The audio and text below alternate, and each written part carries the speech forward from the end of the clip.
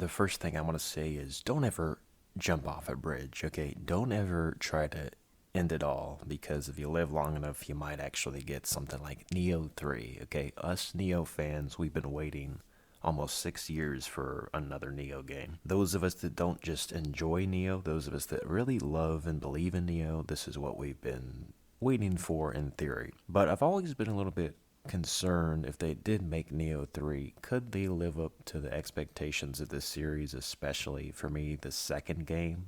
One of my favorite games of all time. Team Ninja has been keeping busy. The whole company's been keeping busy. This is the year of the Ninja. Remember, we still have two Ninja Gaiden games, including number 4 coming out, which is more of a collaboration with Platinum. So that might not be a true Ninja Gaiden experience, but still looking forward to that. But we have Nioh 3, and it's a little different than what I expected.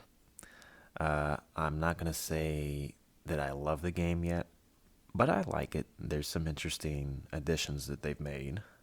You have the two styles now. You can switch styles. You still switch stances, but now you have a whole new play style, the ninja play style, of course. And the first thing I noticed is the fluidity. I really enjoyed this when I got my hands on the demo. The fluidity and the movement and the jumping mechanics, they all work very well together. This is something that it's not quite a Ninja Gaiden-esque system. It's not going to ever be as fluid as Ninja Gaiden. I don't know if that's even possible to do in this type of game. But it's much more fluid, I think, than what Wolong was, and probably a lot more than what a lot of the other action RPGs have done in this space. Maybe even more than Sekiro, I would say, a little bit.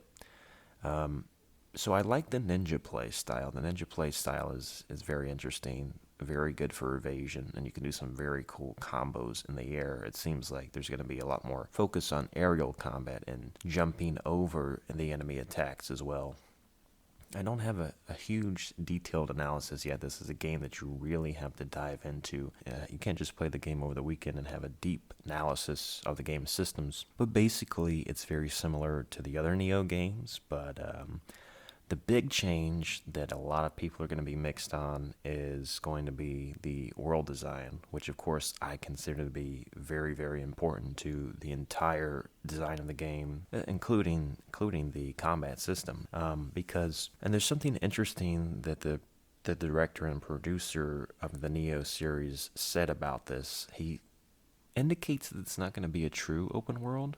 He says that would dilute some of the combat experience, which is what I've always said about open world games. But so far, if you play the demo, I really like the first part of the demo, the first mission. But then when you get to the more open sections, which really is kind of like an open world segment, and you have all the Crucible stuff going on and all the collectibles, it gets a little bit overwhelming for me. I mean, if you play Ninja Gaiden, I think they have 10 out of 10 a level design in those games. And I love Nioh 2's level design because every mission is self-contained. I love that about the Nioh series because it's kind of going back to that arcade style, I guess you could say, or I would say like the PlayStation 2 era, Devil May Cry, Ninja Gaiden, Bayonetta, even mission structure, which I think is perfect for an action game. I don't love having a game like that with an open world, open-ended exploration, even though the Souls games are very good at that. But I still like exploring the worlds that Team Ninja makes. I do like the discovery aspects, especially in Nioh. But it was really interesting in Nioh, again, because every level was kind of different from the other one. Similar kind of, sort of linear progression, but they had some really cool stuff on the side areas to go explore, hidden secrets and things like that. So I don't know if I love the open world, but the combat's still really good. You know, the combat encounters, there's still, you'll find little mini bosses out in the world that are fun to engage with, and you'll have a big cluster of enemies come over and try to take you out as usual. But we'll have to see what they do with the full game.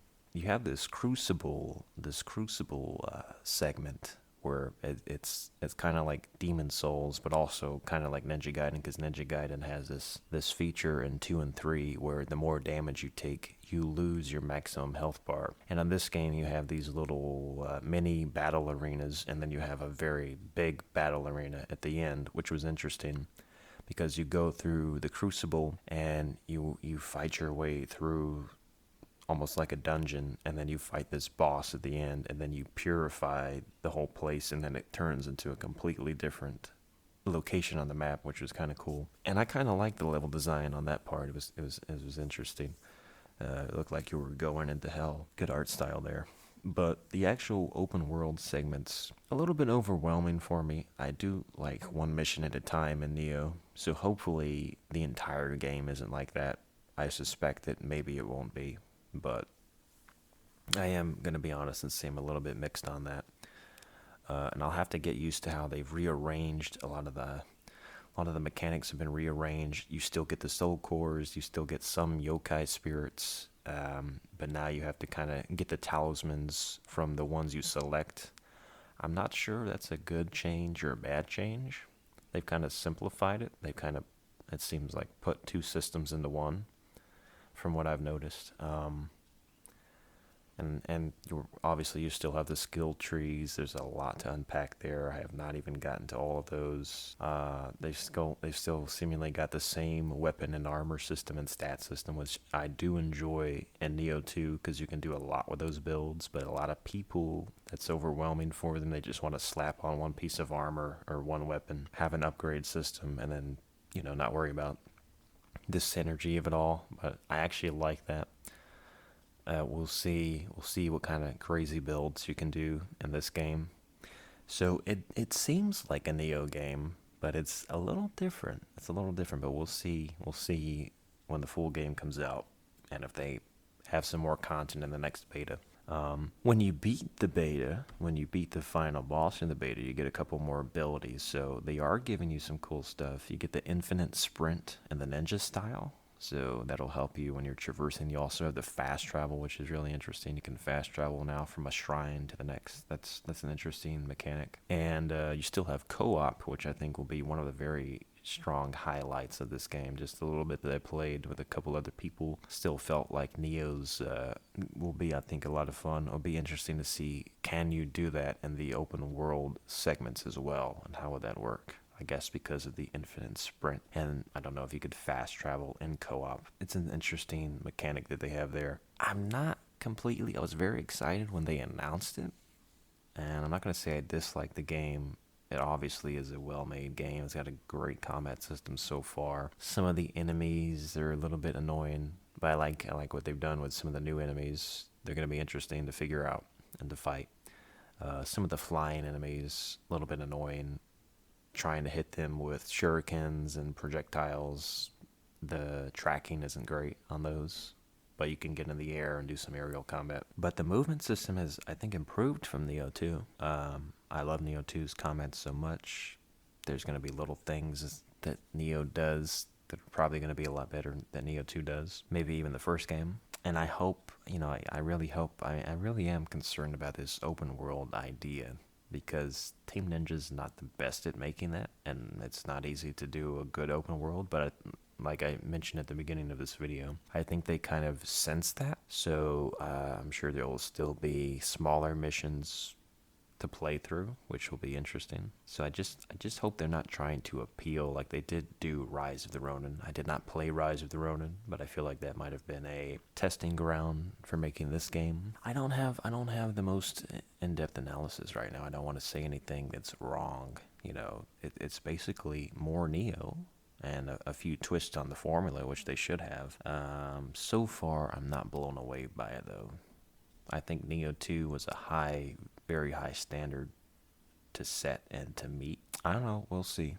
We'll see. I've mentioned a couple of things I do definitely like, and then there's some things that a lot of Nioh fans are gonna agree. Not sure about the more open-ended exploration, the linear, self-contained levels where you just kind of go through the levels. You have a little bit of exploration. You have some cool stuff that pops out at you, but you're mostly just navigating and fighting through the enemies, collecting some things as you go along.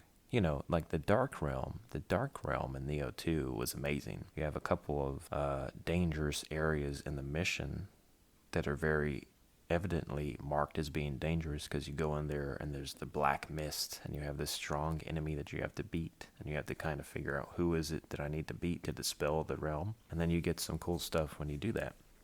And that's the little stuff that those little components of Nioh 2 were just the right amount of exploration, and it never felt like they were just padding the world. It never felt like they were just throwing stuff in there to make it seem like, okay, here's more content. And I'm not saying that it feels like that in Nioh 3, but it's kind of in that direction. So with the linear design, everybody feels more focused. You know exactly where you need to go and what you need to do. And if you just poke around a little bit, you will be interested enough. There'll be enough dopamine in your brain to be, okay, I want to see a little bit more of this. But if you overwhelm the players with, okay, I've got all these sections of the map, I got to go here, there, all these objectives, and then the side quests that aren't too interesting. Like the one that was interesting is you're looking for who stole the food, what yokai stole the food, and it's this giant Gaki. That was kind of interesting. That was a cool boss fight. So that was okay. But, you know, just saying, okay, go here and kill these enemies, and then, okay, you've got the area without like the Dark Realm emphasis, without the context of the Dark Realm. It just kind of feels like your traditional open world side quest. So I'm not going to say this game is a 10 out of 10, but I really hope it'll be a good game. I hope it'll be a really good game. It should be. It's hard to make a Nioh game and it not be really good. I think Nioh 2 is one of the greatest games ever, personally. I love Nioh so much. I think the real hardcore fans of action games in general love Nioh. It has such a deep combat system, but I loved every aspect of I loved all of the design elements of Nioh. I really liked everything. I digged everything about it, the level design, the music, even the story for what it was. It has vibes, and especially the combat. So the combat, I think, it feels good so far in this game. It's definitely still very skill based. The burst counter is back as well. The timing's a little different on it. It seems like you have to time the burst counter to when the attack lands. So it's a little more simplified, but it's also a little more strict with the timing, I suppose. You can't just use like the beast burst counter and intercept the attack, which was really fun in Nioh 2. At least from what we've seen so far. There's only like one guardian spirit in the demo from what I found. The new styles will be interesting to experiment with, and there'll definitely be some depth to the combat. So that's the main highlight, and that's all I can say for now. But I'm very excited.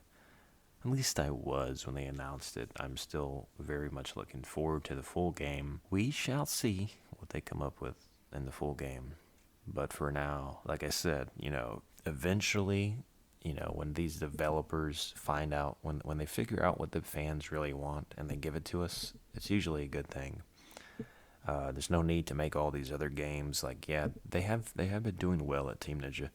They've been trying to make different games and different IPs, but you have a lot of developers, just have to say this, you have a lot of developers that they'll do every game except the game that the fans want, and then those games come out and then they're forgotten about, and then it's like, okay, let's finally give them what they want. So I'm hoping this is everything that we wanted, and if it is, then the fans are going to have a treat, and I think new fans of the series should definitely get into the other games first and enjoy those games for what they are, and that will set a high expectation, I think. But I hope that this game does well, and I hope that they're making it for the right reasons all these years later. I hope that they were able to achieve what they wanted, and I hope they please all the fans. I hope that I'm going to be more enthusiastic when I play the full game. For now, it's interesting, but I have some concerns about it. It's only natural, but I'm glad that we got Nioh 3 in some form, whatever it ends up being. Hey, we're going to have a trilogy. That's pretty cool. He did the backflip. Okay. Wait. Oh, I got it. Oh, yeah.